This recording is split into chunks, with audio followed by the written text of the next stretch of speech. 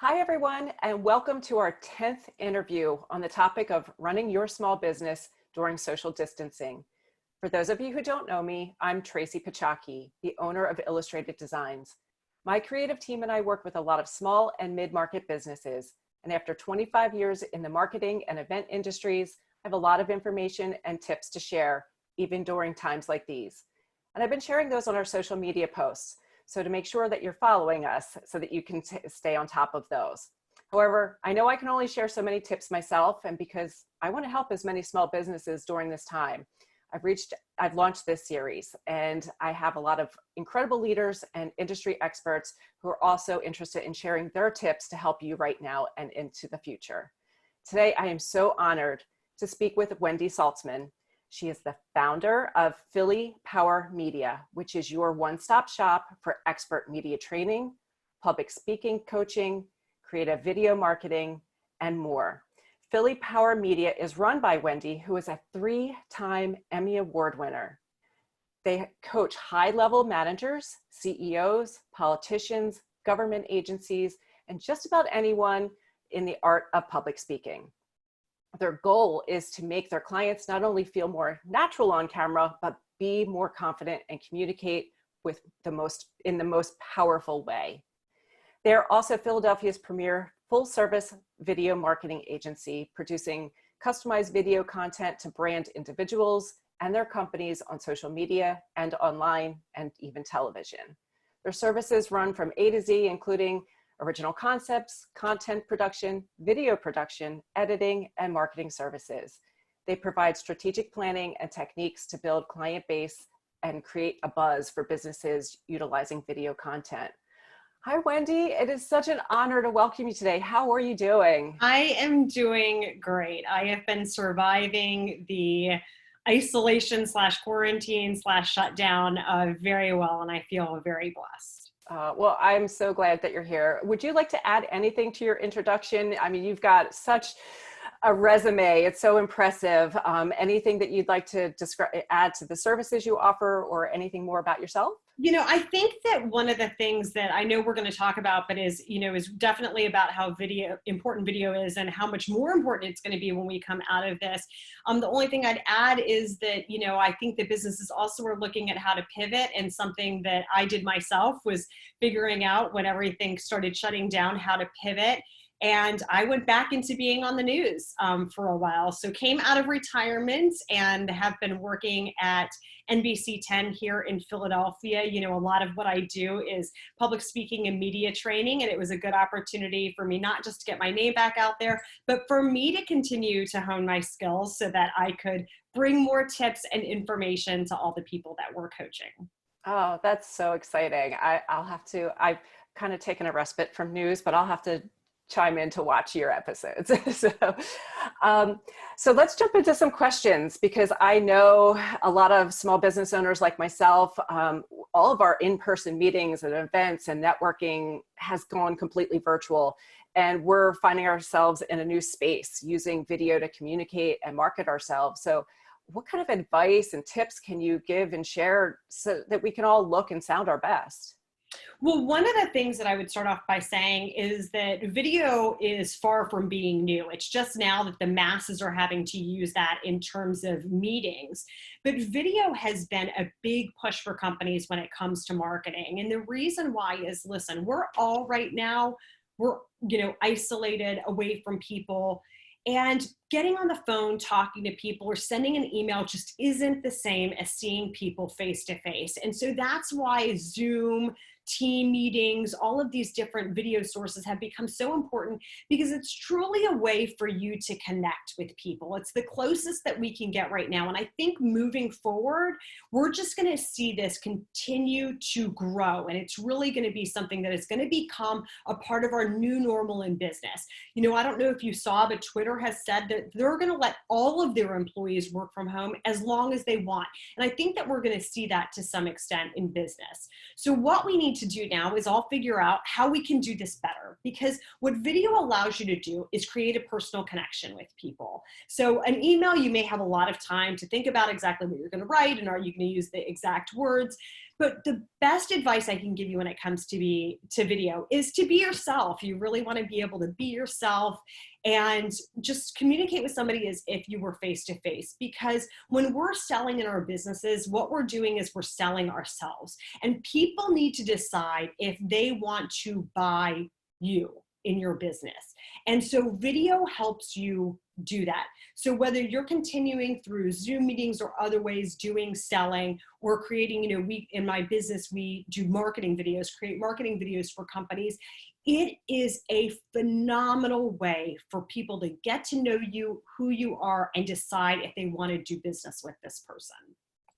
I agree. And we are all just such visual people. I think having that connection and seeing somebody's reaction and seeing their facial expressions is so much more impactful than, like you said, an email or even a phone call. So obviously right now, no one can get to the hairdresser. So are there any tips that you can give for looking our best on camera? Absolutely.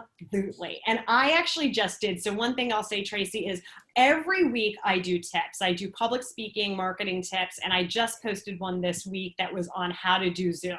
Because I, especially now being back in the media, am seeing people do some of the craziest stuff that I'm thinking, how do they even think that this looks good? And they're doing interviews with us for Zoom that are going to end up on air. So I try to coach them before we ever record the interview, but I'm going to give you guys some tips now. And so one of the things that I see a lot of is I see people doing stuff like this, right? So their face is chopped off the screen. They're not even on the screen, or they're like, they're off to the side. Maybe they've got, we had one that was so crazy on NBC 10. Somebody's like, their daughter's coming down the stairs in her pajamas. And we have to say, really try to make sure that you're in a quiet space. Make sure you're centered on the screen. And then I'm going to unhook you from power right now. And then the other thing that we're seeing is this. Well, you can't see me, can you? So the problem here is that I've got the window behind me. So what you want to do is put the window in front of your face. And by putting the window in front of your face, you're allowing that light to hit your face and for you to look beautiful that way. So that's one of the other tips I'm going to get is people think for some reason, oh, I've got this beautiful background, or, maybe they don't love their walls and they think their window coverings are great. The problem is you put yourself in front of a window and then people just can't see you. So that is no good. So don't do that. So yeah, I would just say, be very aware of your surroundings. See if you can find a quiet place. Make sure that you're centered. If possible, this goes for all videos we shoot. If you have a wall that isn't a white wall, use it. If you've got a blue wall, something nice. I mean, really think about your background and your surroundings. When people sell houses, what do? One of the things is they take down a lot of other, extra stuff. So, you can kind of be minimalist, but think about it. Think about the background that you're using. So like, for instance, me, I've got my little Emmys behind me. Somebody asked me at one point, where's your third one? So, I put my Emmys behind me. So think about your background. Those are a couple little things that you can do to just make your Zoom interviews look better and more professional. And also think when you're selling, and again, you're selling yourself, you want to look professional. You've got to make it a point to look professional because people are deciding, is this someone I want to do business with? And what do they want to do business with?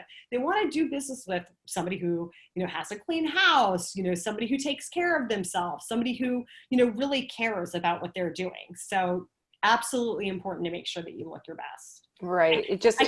I can't help a lot with the hair, although I did do a news story about dyeing your own roots, which I do. So people can definitely DM me and I can give them information on that too. Oh, that's awesome. I actually was fortunate enough to go to an event last year with the Disney Institute, and they were talking about every aspect of your business is a reflection of your business. And that is even more so now when you're inviting people into your homes and they get to see things, it is still a reflection of your business. So like you said, if it's not up to par, if you're not, you're not going to show up to a video call in a robe, that's actually, in my opinion, you may agree or disagree, I find it disrespectful because this is still a business interaction.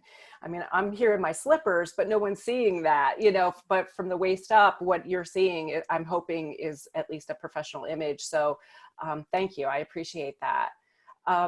You did kind of touch on in the beginning how you think that this may continue even after we're able to get away from social distancing. But when we are able to have face-to-face interactions, what changes do you actually think will happen in the video industry? I absolutely 100% think people now are recognizing the importance of video and the role that it plays in marketing. Right now, I don't have all the statistics on me, but it's something like 82% of businesses already have been using video in marketing. And that's because by 2021, it is expected that 82% of all internet consumed. So every time somebody is on a computer, they're on social media, they're online, what they're going to be looking at is pictures. So think about that again. 82% of all internet consumed will be video. That means only 18% is going to be text or pictures. And I've already seen this in my industry that we create a lot of videos about people and about companies because people just don't like to read anymore. And so what we're going to see is really an even bigger push now moving forward to doing video and people understanding the power that video has. So yes, people may be going back to relaxing social distancing, but I think we're going to see a lot more people working from home. And that means you have to come up with creative ways to market yourself. So when it comes to networking, one of the things that I tell my clients is you can go to these networking events and, let's say it takes you an hour to get dressed, 30 minutes to get there, and you maybe have access to in an hour talking to 20 people at that. Well, a better way to use your time could be, although I really believe that the best interaction you could ever have is one-on-one. But I think the second best thing is by using video and creating videos, whether you create them, and I, again, in my vlog, my video tips, I talk to people about how to create home videos versus when you really need one professionally made that we do. But you can reach thousands of people with a video. And that's because various social media sites, whether it's Facebook, Twitter, or LinkedIn, they know what people want to consume is video. They know all those people out there are consuming video. So they're going to share your content more often when you're creating video. And you probably notice this in your personal life if you're scrolling through any social media, that what pops up more is video, and you probably find yourself stopping and watching people on video, or the crazy dog videos, or all those things. So I just think that we are going to be transitioning into a world where things are so much more video based, and so people need to learn how to sell themselves on video, because I think it's going to be quite a while before we go back to the level of face-to-face networking and face-to-face meetings that we had before this. I couldn't agree more. And to second that, YouTube is the second largest search engine, and that was before social distancing. So other than people going to Google, they're going to YouTube to get answers or look for information. So yeah, definitely. Here's what I think is, no matter, what you think about Google, that company had foresight. I remember when, I was getting into this and I was doing video marketing and I was learning all those statistics, like you said, that Google's the second largest search engine. And that YouTube, I sat there and thought YouTube was going to go extinct, right? Who uses YouTube? Well, Google had the foresight to know what people were searching for because of their search engine was video. And that's why they spent, I think it was like $1.5 billion to buy YouTube, because they knew that was the direction that people were moving. And so I think that our goal now moving forward really has to be how do we pivot our businesses to incorporate this more often? We all have to look at this as a changing time. And those people who aren't changing with the times, who aren't pivoting, who aren't looking at how they need to change their business, are the ones who are going to be stuck behind.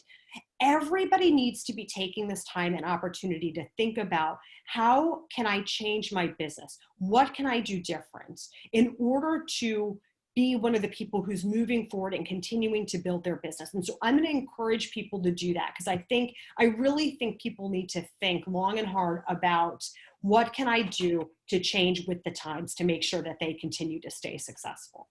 Well, this has been amazing, Wendy. I really, really appreciate all of the information. You've given so much already, but do you have any additional tips or resources that you can recommend, or any offers or opportunities that you'd like to mention, like your video tips? We can create a link for everyone as well. Do you have anything else that you'd like to add? Well, I definitely would love people to check out my video tips, because that's my free way of giving back. So, I get paid to do expert media training and public speaking training. I work with everybody from the American Red Cross to the Leukemia Lymphoma Society and professional athletes, but I want to give back to people. And so I give back to my social media followers by every week posting those new tips. And I'm going to give you guys one right now. So one of my favorite tips is to smile. So, people forget about this, even when you're not on video, but by smiling, you create a personal connection with the person that you're talking to. And it's not just that. If you're off camera, so even if you're on a telephone call, you need to be smiling, because when people smile, you can actually hear it in their voice. And so I tell people to try to do this at home and talk when they're not smiling, and you'll notice an automatic change in your tone. And then when you smile, you'll see how that tone changes. So that's going to be my tip for you guys today, is to make sure that you smile, because it's going to be more inviting to people and they're going to hear it in your voice. It was such a minute change, but yes, you could absolutely hear it. That's a great tip. Thank you for that. So I don't know if you've seen any of our other interviews, but I always like to end on a positive note with stating something that we're grateful for today. And I am grateful for the ability to even work from home and continue communicating with my team remotely and safely. So Wendy, what are you grateful for today? You know what? I am really grateful, because I know there are so many people out there struggling. Number one, I'm grateful that I get to give back to them. And number two, I'm grateful that I looked to pivot my business very early on. And when everything started canceling, I contacted an old friend at NBC10 and said, do you guys need people to help out? And they brought me on the air.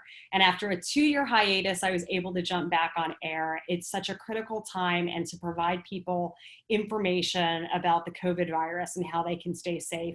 And I'm going to tell you, it's been the biggest blessing. It was a blessing for me to just learn how I could be resilient, how my business could continue to be resilient, and then also, again, finding a way to give back. And I know with people struggling and looking for, where is their next paycheck going to come from, I have been blessed to have that opportunity. And now I'm going to be getting back to my business full time, to coaching people.